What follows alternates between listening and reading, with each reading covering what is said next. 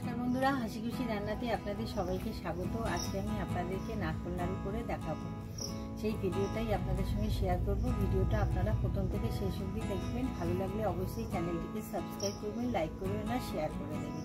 তাহলে চলুন আমি কিভাবে নাড়ুটা বানাচ্ছি আপনাদের সঙ্গে দেখাবো।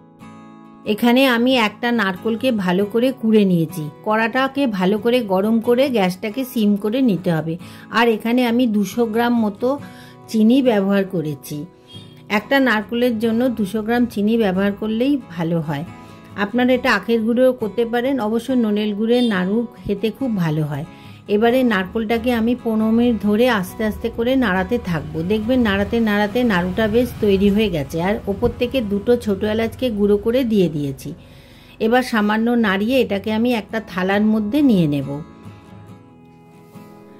যখন নাড়ুটা ঠান্ডা হয়ে যাবে তখন এবারে একটা একটা করে পাকিয়ে নিতে হবে। দেখুন আমি যেভাবে তৈরি করছি এইভাবেই আপনারা তৈরি করবেন। আশা করি ভিডিওটা আপনাদের ভালো লেগেছে।